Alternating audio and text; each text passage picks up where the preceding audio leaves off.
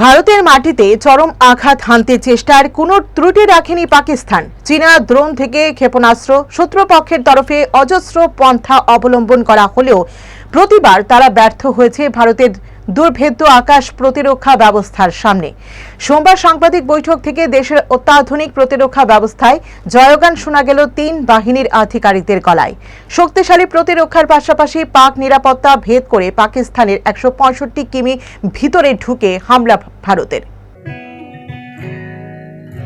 জুড়ে থাকে বাঁধন আপনার চেয়েও আপন, জুড়ে থাকে বাঁধন আপনার চেয়েও আপন, আপনার চেয়েও আপন।